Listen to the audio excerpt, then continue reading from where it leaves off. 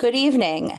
Tonight's meeting of the Arlington School Committee is being conducted in person. No, not in person. It's being conducted remotely and through the use of Zoom. Meeting is being, I, I don't know if we're being simultaneously broadcast or just recorded on ACMi, but we are being recorded. Because we are all participating remotely, all votes are required to be taken by roll call. Persons wishing to access the meeting using Zoom may find information on how to do so on the town's website. The posted agenda and supporting materials for this meeting are also available on the town's website. Due to open meeting law restrictions, the committee cannot participate or access Zoom's chat function. While everyone is welcome to observe the meeting, active remote participation requires advance notice.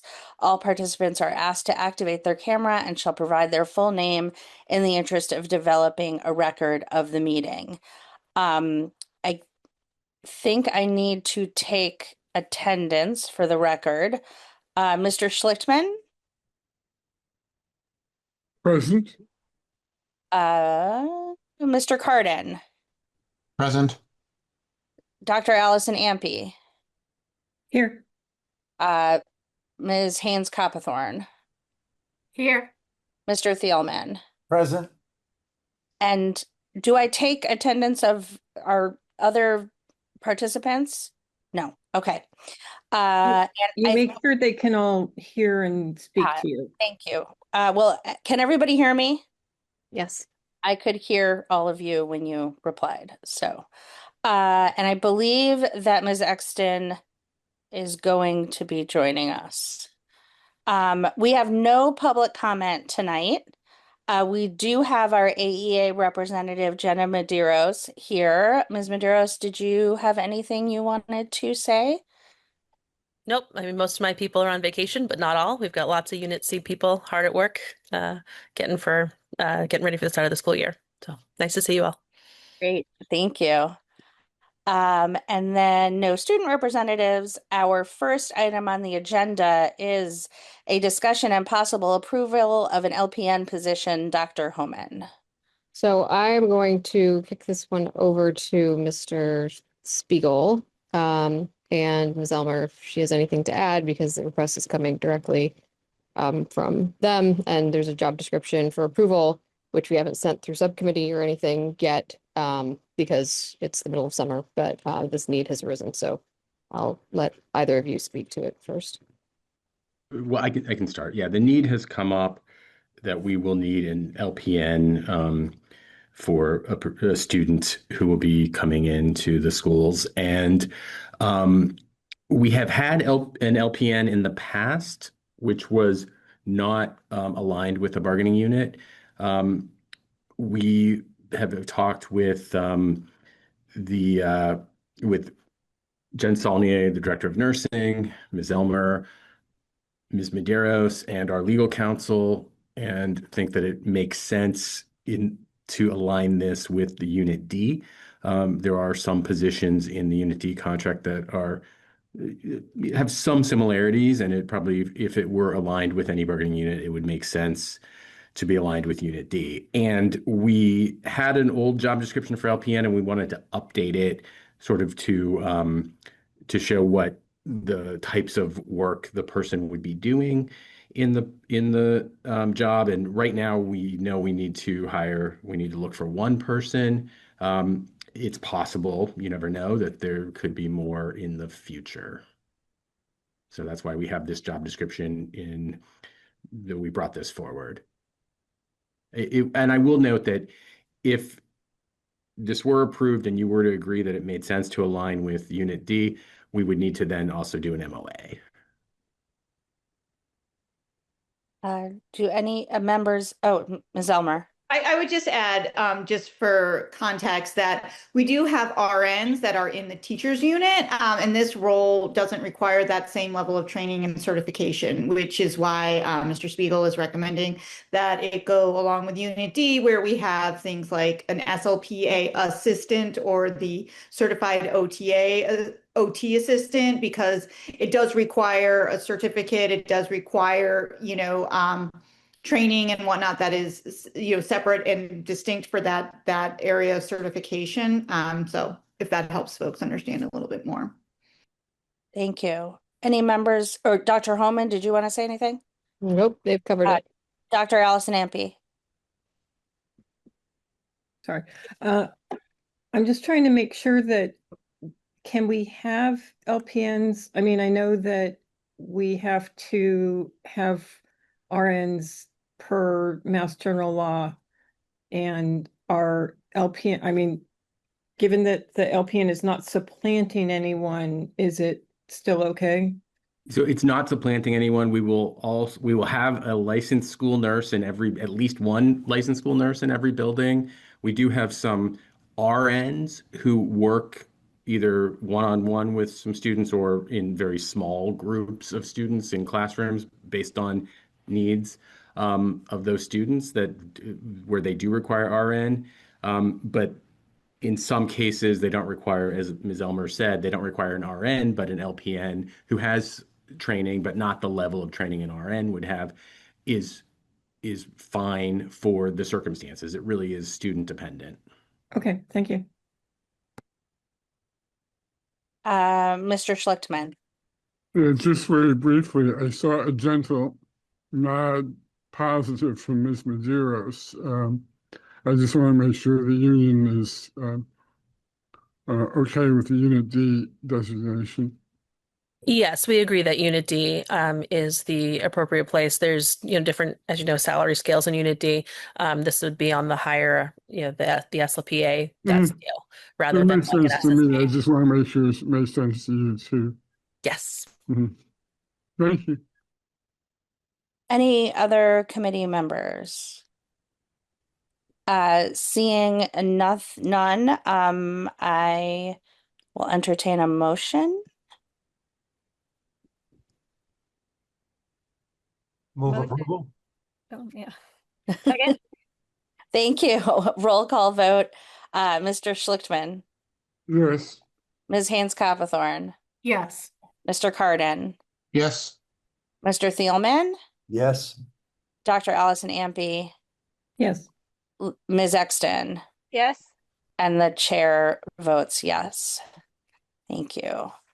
Next on the agenda, we have discussion and possible approval absence incentive recommendation for AEA Unit A and Unit D. Dr. Homan. All right, so I'm only going to be talking about Unit A because we are still working through the Unit D data for reasons that I hope will be clear as I talk. I did want to give everyone a little more information than we had available for you last year because we've been doing a lot of work on this and making sure that we have a really clear picture of what some of the absence and presence trends are for our staff. So I will be presenting a little bit more detail on this than you've gotten in the past. So just as a bit of background, we implemented new contractual language. We bargained and then implemented new contractual language in fall of 2024. And this language was intended to provide more sort of flexible personal time, which a lot of districts have 3 days in their contracts, and to prioritize at the same time us modeling what it is we're saying we're wanting from students, which is for them to be at school. And so we agreed to a unit-wide overall attendance incentive for Unit A. And then subsequently, this is the first year we're implementing it for Unit D, but we included it as well in the Unit D agreement. That essentially and there's a number of stipulations that I'll walk through here. Once we reach the end of the year, any educators who are still with us at the end of the year's absences will be calculated. And with a number of exceptions, if the unit as a whole reaches 95% overall attendance in a given year, that the unit as a whole will earn an additional personal day. Last year, the calculation at the end of the year, which we knew contained error, and I'll talk more about that in a minute, was exceptionally close to that 95%. And so I made the decision, but then subsequently talked with the committee about the fact that I would bring a recommendation to you moving forward. But I had made the decision to assume that there was error associated with calculation because it was the first time we had done the implementation. It was well within error and we granted the day. So the provision includes some specifications about how we calculate that 95%, and I'll talk about how we then use this to do the calculation to determine whether or not the incentive is granted. So the unit attendance rate is calculated on the whole by reviewing attendance of all educators working for the district as of the last day of the educator work year and dividing the total number of Unit A days worked by the total possible number of Unit A days worked. That excludes anyone who resigns mid-year, and it excludes days that educator who joins mid-year didn't work before they joined. So we have to calculate it based on when someone joined the district, if they join after the school year starts, and whether they leave, because we don't include any members who leave before the school year ends. So it's based on whoever is still with us at the end of the year. This is slightly different from how DESE calculates it. They do it based on 20 days membership or more. So the number's going to look slightly different, but we actually got exceptionally close with what I'm going to present tonight and what we're submitting to DESE for the overall number. DESE also doesn't contain some of the contractual exclusions that we include because they are contractual obligations per the contract. So it defines, the provision defines an absence as a day that is a scheduled workday when an employee does not report to work or perform working duties from another approved working location. So that excludes working days that are not performed at work, but we collect all absence days because that's a safety thing. Like we want to know who's in the building and we want to know if they're not going to be in the building. So staff put absences into our system, even if they're going to be at a field trip or at field day at a different site because they're not in the building and we want the record of that. And so anything where they're like paperwork days would also qualify as performing working duties from another approved work location, mentoring, observations, things like that require a sub. So we use Frontline also which is our absence reporting system, to help us assign substitutes. So they would put in an absence for that as well.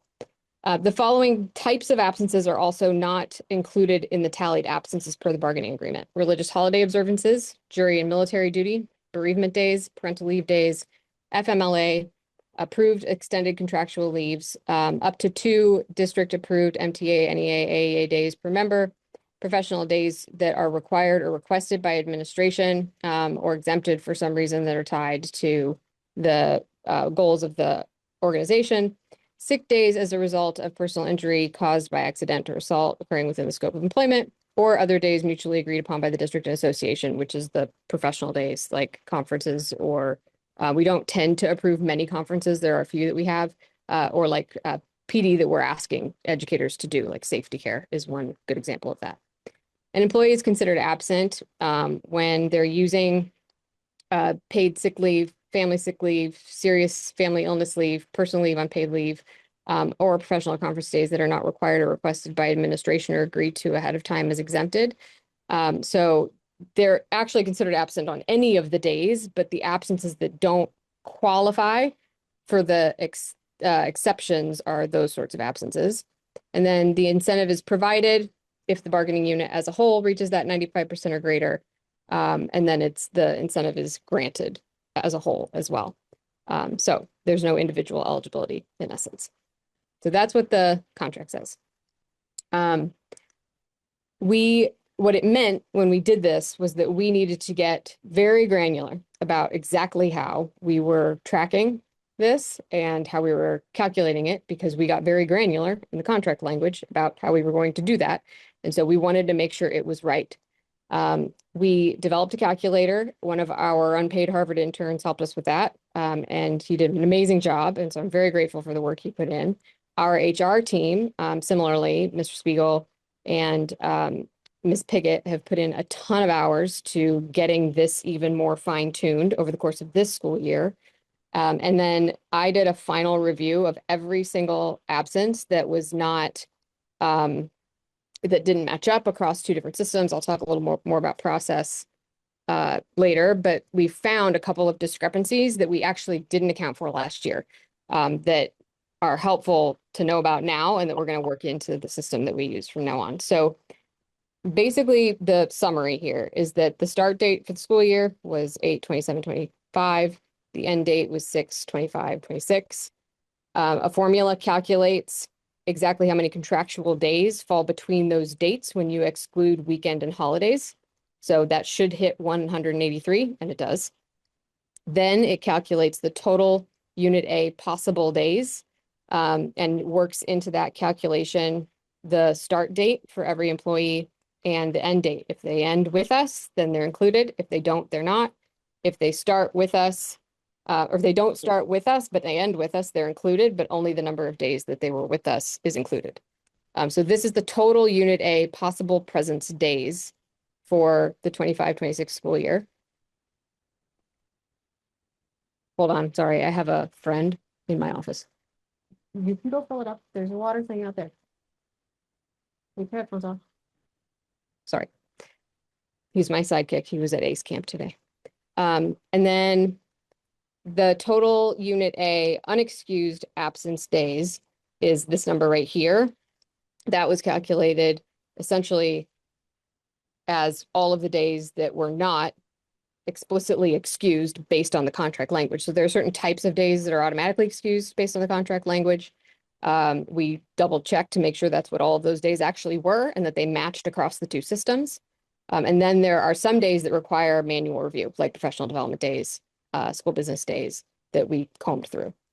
And then what that got us to at the end was the unexcused absences divided by the total possible absences, gives you the percent absent. And then we subtract that from 100%, we're at 95.05%. So based on our calculation, which is exceptionally detailed, they earned it this year. And that will be the recommendation. I'll show you a few more data points tied to that recommendation. This is sort of the over the year look.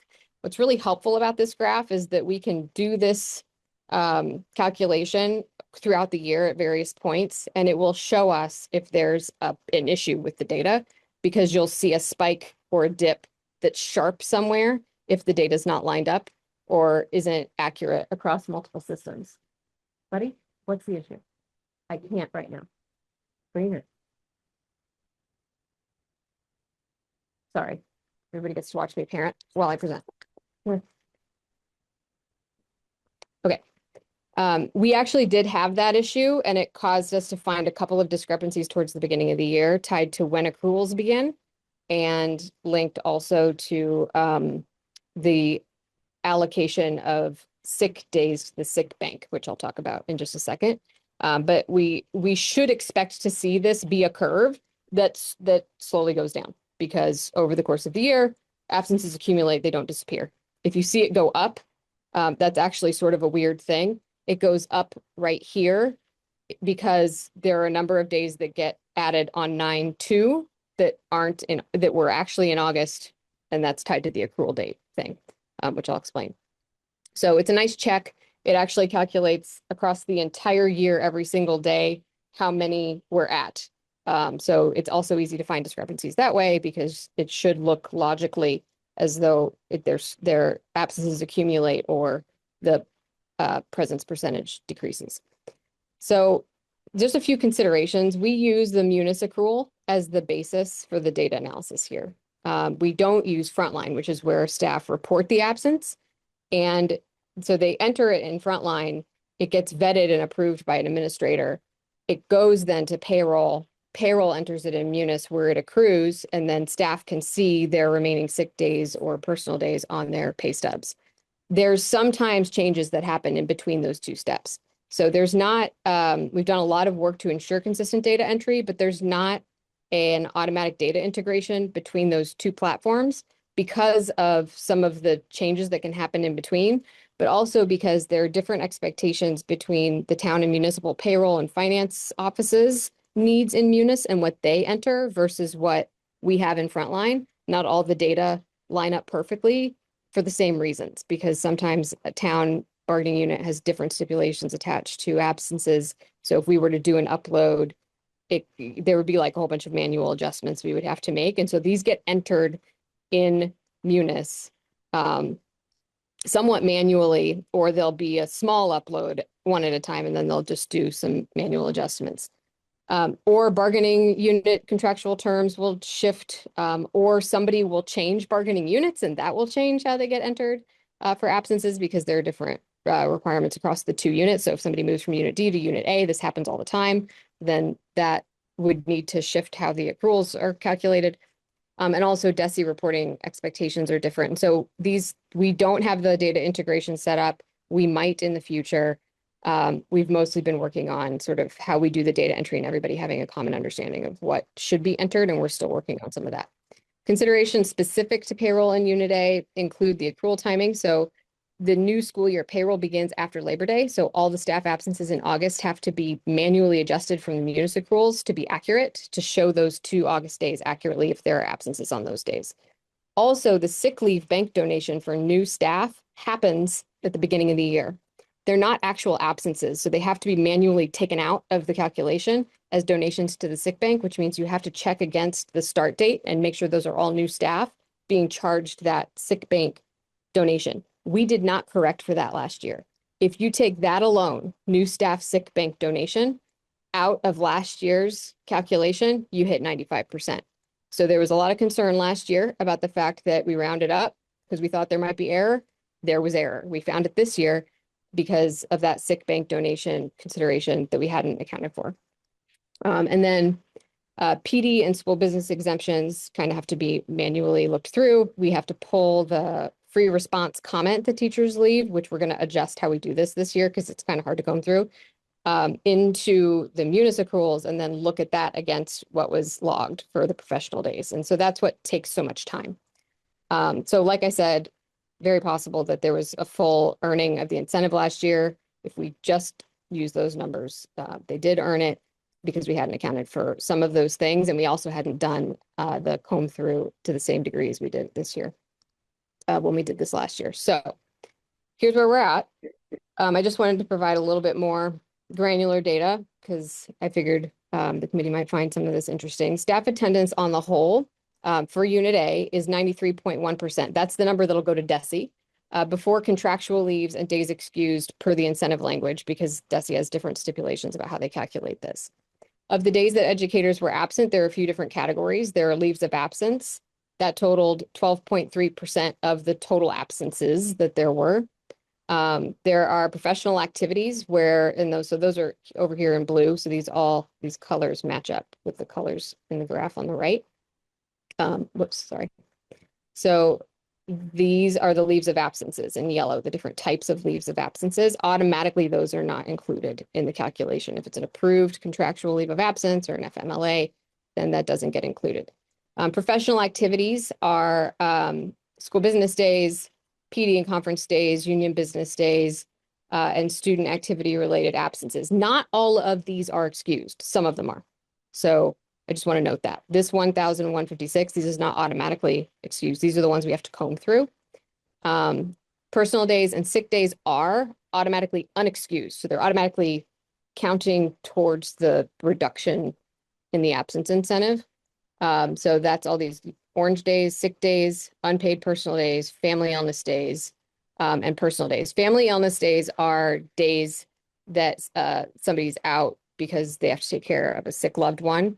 There is also serious family illness days that do not count from the, they don't get taken from the employee's sick time. That's a contractual stipulation that is somewhat unique to Arlington. So it doesn't count anyway because we don't count it as a sick day. These are days that are days that they take as a sick day, but they're taking care of a kid, for example, who's homesick. And then there are other contractual days that are exempted: jury days, military service, religious observances, bereavement. And so the total is here. So this is the total Unit A absence days. Down here, you'll see the unexcused absences that matches this 6078. Okay, so then of those 6,000, it should be 78.5, I can refresh it. 5,838.5 of them were sick and personal days. So that's adding these up, these orange ones up. And then there are an additional 236 unexcused days that live in these professional activities lines. And so you end up with 2,375 excused and contractual absences in all of the other lines. So that's how that all breaks out. And I'm happy to answer any questions about that because I know that's a lot of numbers on one page. I also wanted to highlight some of the professional learning that's going on in those professional days. Some of these are excused, some of them are not. Like I said, a lot of times when somebody's going to a conference, like the Music Education Association conference, there are times when those are huge opportunities because they land locally, and we'll go ahead and encourage staff to attend them. Most of the time going to a conference is not excused. But things like safety care are, because this is our de-escalation training and our restraint training that we do with staff. It's really exciting that 95 people took that part in that this past year. We want people doing this training because it's excellent training. And we host it right here, and we are building our internal capacity to do that. And so it was really exciting to see that many people participating. RAVO training we held on site. Peer observations and learning walks are PD we hold here on site. So like these are some of the things that people are doing the most are the things that we're building our internal capacity to do, which is cost savings, which is very aligned with district priorities, and which is us building our own internal capacity to learn from one another, as opposed to seeking a lot of external and often expensive professional development that we want to do. Collaborative problem solving was something we were prioritizing this year. We did have a number of staff take a professional day to do some of the modules for that at Audison and AHS, and we're also building some internal capacity around that. And these are just the ones that were the heaviest sort of hitters. We brought in Kim Marshall to do PD with our 10th grade ELA team. So that was internally hosted, but Kim Marshall is a big name, and we talked about that at a couple of school committee meetings. Youth mental health first aid we've been doing for quite a while. So I just wanted to highlight that, you know, when our staff are taking days off, they're doing it to do things that are very aligned with the work that's happening in the district. That builds our coherence, and we're pretty proud of the fact that we've built our capacity to do a lot of this in district and host it ourselves so that we're not sending people out or needing to spend more than the resources we have available when we do professional development. So what we're seeking tonight, I'm happy to answer any questions about any of those digits that I presented, would be approval to grant the additional personal day for Unit A. We're going to complete then the analysis for Unit D, and I can provide the committee with a memo, and we can do a final recommendation at the first meeting of the school year. But I would probably let Jenna know and kind of where the numbers landed, and give you all a chance to review that and ask any questions you had sort of asynchronously in between now and then, just so they have a sense of what might be coming as a recommendation. And then we're going to keep working on the data input and maintenance because it is a lot. I actually have a lot of skepticism now that many of the reports headed into the state on this are quite as accurate as I imagine they hope they are, because it's exceptionally tedious to align this with all these different contracts and all of the different sort of types of days and reasons why a staff member might be out. But we've done it, and it all lines up. And we're excited that we have such a clear picture of what's going on and that staff are prioritizing being there for our kids. So happy to take questions.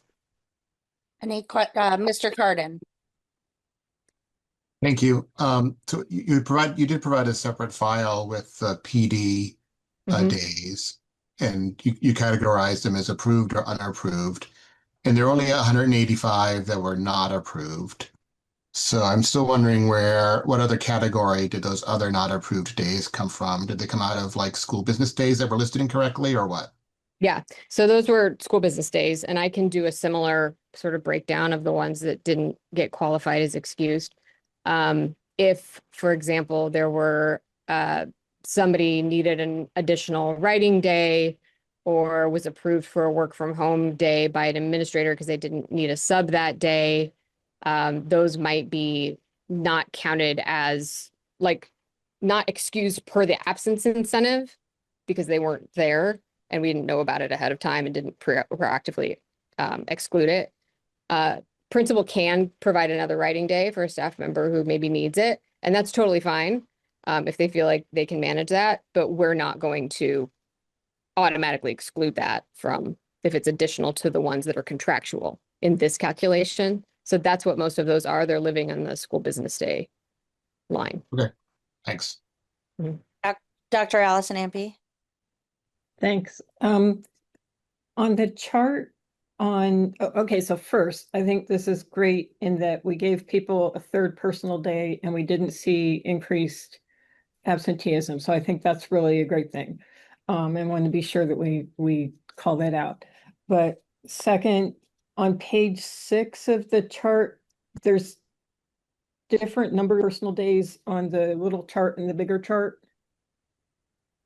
Hold on. Let me make sure I'm looking at the right thing. In the slides, Yes. this one? Yep. Yep. So personal 1463, 1480. That's probably why this number is off. Hold on a sec. No, there's also unpaid listed separately, unpaid personal Oh, days. yeah, that's why. It's that 17.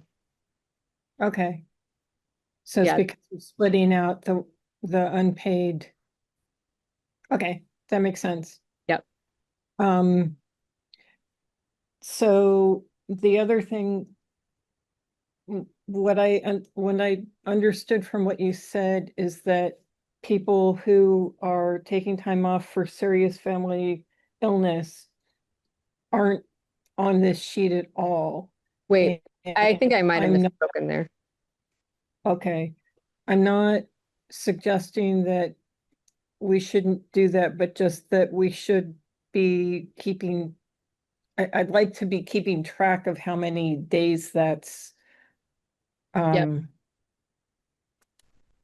because that's still, no matter what the cause, that's still an instance where there's not a teacher in front of a student.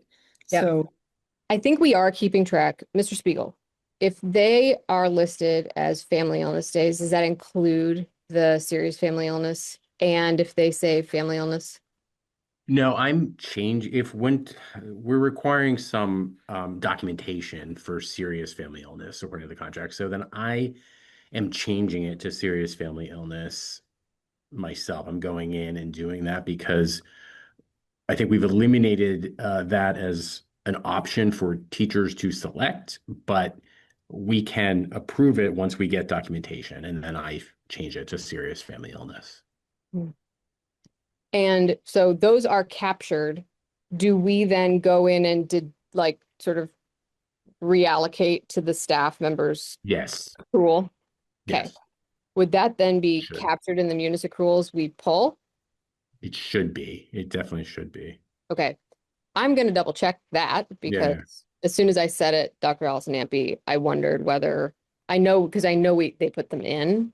It's just a question of, do the serious family illness ones then, when they're removed from the individual employees accruals, are they still part of our aggregate accrual?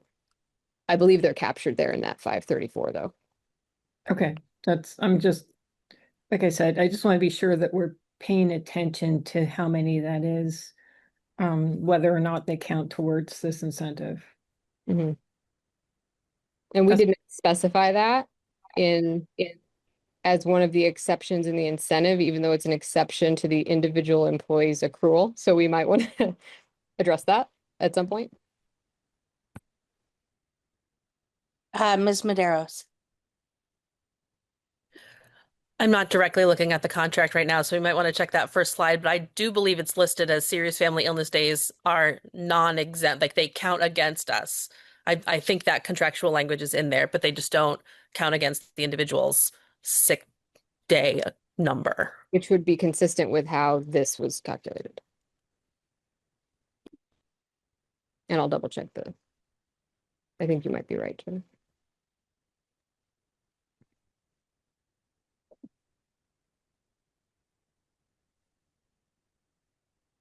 One note on compensation days too that I wanted to say earlier was that the comp days are granted when we've asked a staff member to do additional work.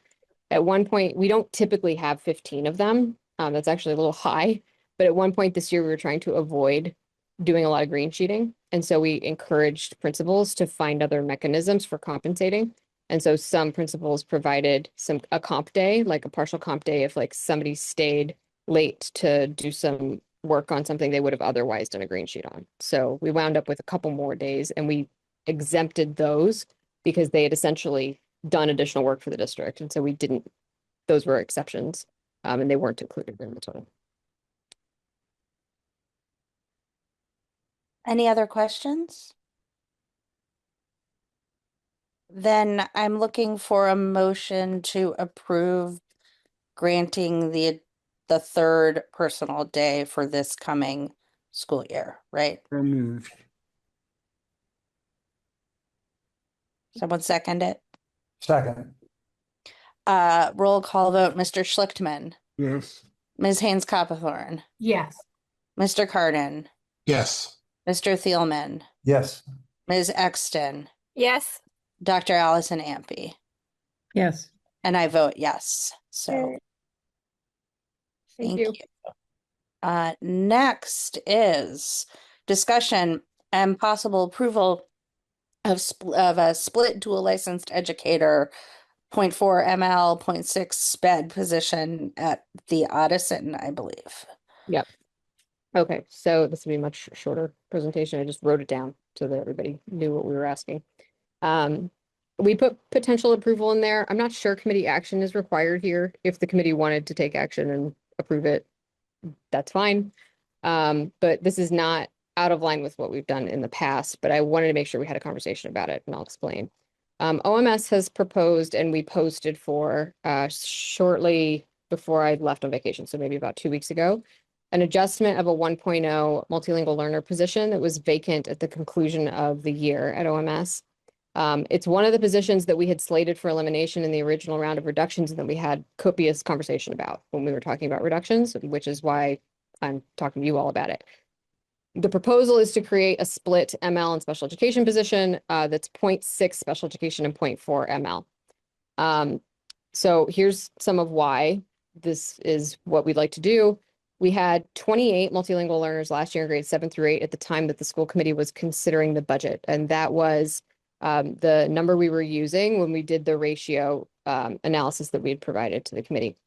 We're currently projecting 14 MLs at OMS next year, and that is because our students are brilliant and our teachers are awesome. Half of the students are graduating from ML services at Addison, which is fantastic, and means that their service need is gone down per the state, and that's a good thing in that they get integrated more into other classes. They take ELA classes with their peers. We also have a growing number of students at OMS who are participating in the language-based and cognitive disability supported learning communities. That'll be also true in the next several years. Those are generally small learning communities at Addison. The other two learning communities have 2 FTEs per learning community. And Ms. Ulmer can speak with more detail to that if there are questions about it. The reallocation of the 1.0 position in ML to 0.6 special education and 0.4 ML would let us have 7.6 special education SLC teachers and 1.4 teachers for multilingual learning, which allows for some of the additional push and support for ML students, particularly those who just moved out of services. They still need some support, so that allows us to give them that, but also allows for maintaining small group classes for students who require them in the 4 special education programs and gives us a little more flexibility with scheduling and supporting those classes. The allocation helps OMS achieve that 50% ratio for individual classes within LCs. And we happen to have a staff member at OMS who's duly licensed in special education and multilingual learning. Imagine that. And that's very exciting. So and they're interested in the role. So we would post we already posted for the split position.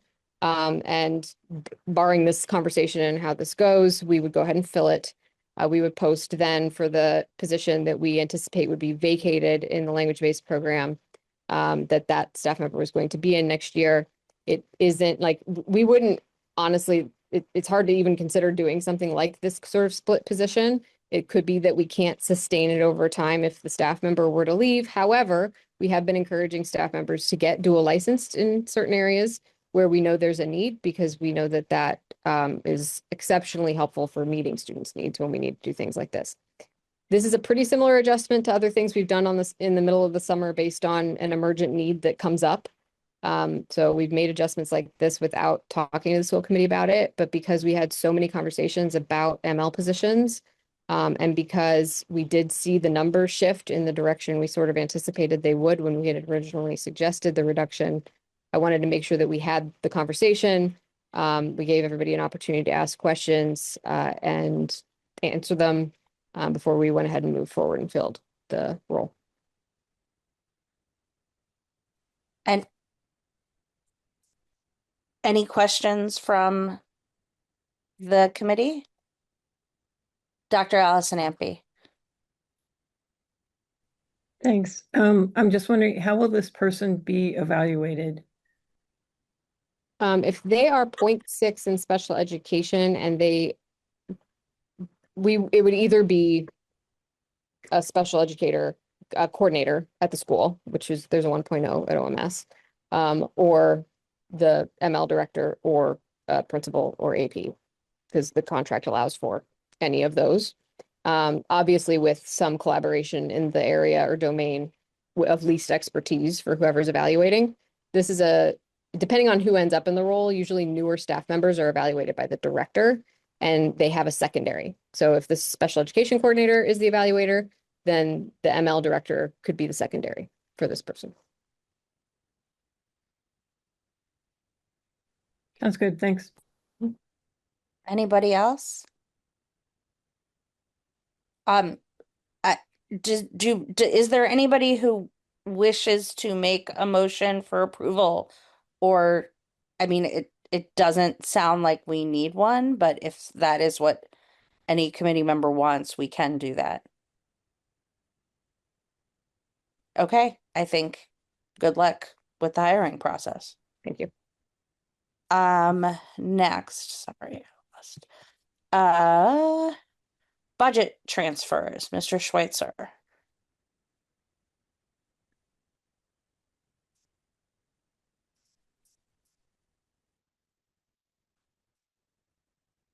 Okay, hi there. Should just be sharing the memo here if everyone can see that. Just want to thank you for your time tonight and happy summer. So following up on my last report from June, I'm coming forward with some final transfers that you'll see outlined in the middle of page 3 on the memo. To briefly just summarize my last report from June, I presented that on June 23rd based on some financial data as of June 12th. The goal was to not come forward in the summer for final transfers, but I'll speak to those here in a moment. For context, I did present those final transfers and offsets at that school committee in June, with basically having a remaining balance of about 10 or 11,000 within each of those individual 6 transfer categories. During the last few weeks of the school year, we had 2 transfer categories go nominally over the budget as we were performing some year-end reconciliations and received the final green sheets all the way through early July. The great news during this update is that our team has been working tirelessly to contact and follow up with vendors to confirm final invoices and to continue liquidating funds where appropriate. We were able to recognize most savings in the last month by liquidating some service-based POs within special education and the other category. And most of the other category savings were coming from liquidating facility-related POs for utilities. So I detail out further here on should be page 3 of the memo. But just a comment here on some of the opportunities. This is with the transfers tonight and the reclassifications I've made. This situation kind of allows for us to creatively use the now remaining balance that we have in the budget that otherwise would be sent back, and we can save money in several key offset areas. So that allows us to maintain a balance in some of the key funds heading into next school year. So for example, from my last projection, we were able to hold on to $15,000 in athletics, about $25,000 in the bus fund, saving $20,000 in the foreign exchange by not offsetting as much as previously has been presented. And I can carry over $100,000 in the building rentals account heading into next year. So whereas last month I had presented that our carry forward balance would be about $160,000 in those respective revolving accounts, right now with these proposed transfers, it would leave us about $250,000 heading into next school year, or exactly what we carried over into this current school year of 26. So I'm, well aware of, some of the ins and outs that have happened over the last couple of weeks. So certainly informing my final transfers, I'll give it to you in future June so that we don't have to have another summer meeting. But I think tonight's a great meeting and opportunity to ensure that not that we just balance each of the categories, but that we're diligently spending down our available dollars that are in the available budget or in the operating budget, that we can carry up to the legally allowed 1-year carry forward in circuit breaker, and that we're able to maintain accessible revolving account balances heading into the next year. So in closing, the transfers ahead of you are here in the middle of page 3. I welcome any questions, and I thank you for your time. Questions from the committee?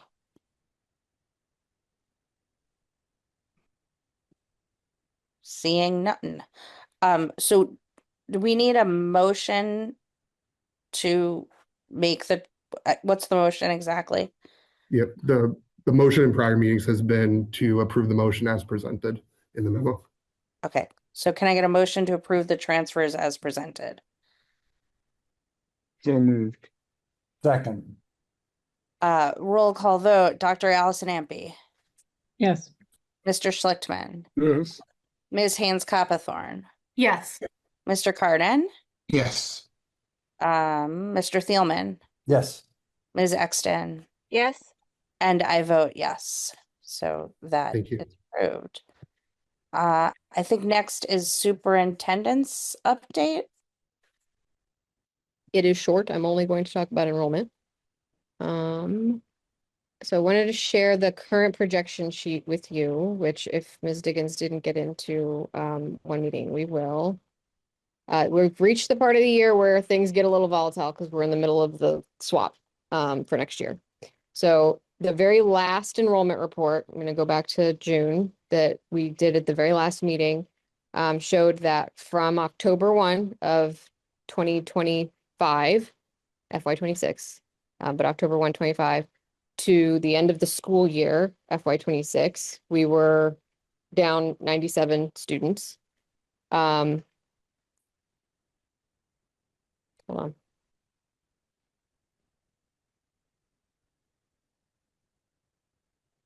Yeah. And then this is the projection sheet. So right now, overall, including kindergarten, we're sitting at 6,081 students total. At the end of the school year, we were 6,064 students total. So that's more students to start the year right now, but fewer students than October 1 of last year. And we will still get some more kindergartners in. Some of this moves around at this time of year because we process withdrawals that we know about. Anybody who tells us they're moving out then don't show up in the new projection when we run it, where they would have been showing up as next year matriculating in the prior one. And then we also have obviously summer enrollments coming in over the course of the year as we get new move-ins, and we're going to pick up pace here in August. Usually we see a pretty significant jump. So it looks like we will be down in enrollment from October 1 to October 1, but we will start the year probably with more students than we ended the year with last year. We had some attrition over the course of the year last year. So that's where we're sitting at the moment. And I'll provide additional updates as we get new enrollments in. And happy to answer any questions, but that's the update. Any questions? Okay. That takes us to the consent agenda. All items listed with an asterisk are considered to be routine and will be enacted by one motion. There will be no separate discussion of these items unless a member of the committee so requests, in which event the item will be considered in its normal sequence. Warrant number 26320, June 30th, 2026, $766,418.55. Warrant number 27023, July 28th, 2026, $461,635.53. Can I get a motion? So moved. Someone second? Second. Thank you. Dr. Allison Ampe, Yes. Mr. Schlichtman, Yes. Ms. Haynes Coppathorn, Yep. Mr. Carden, Yes. Mr. Thielman, Yes. Ms. Exton. Yes. And I vote yes. Next we have Subcommittee liaison reports and announcements, budget, Dr. Allison Ampe. Nothing to report. Community relations, Mr. Thielman. Nothing to report. Curriculum instruction assessment and accountability, Ms. Exton. No report. Facilities, Mr. Thielman. No report. Policy and procedures, Mr. Schlichtman. You will probably have to do something in mid to late August. Arlington High School Building Committee, Mr. Thielman. We meet Tuesday, August 4th at 6 p.m. and there's final work being done now. Liaison reports, announcements, future agenda items. Then I am looking for a motion to adjourn. So moved. Second. Dr. Allison Ampe, Yes.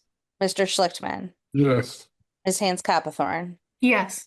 Mr. Carden, Yes. Mr. Thielman, Yes. Ms. Exton, Yes. and I vote yes. Thank you all very much for making this work in your schedules.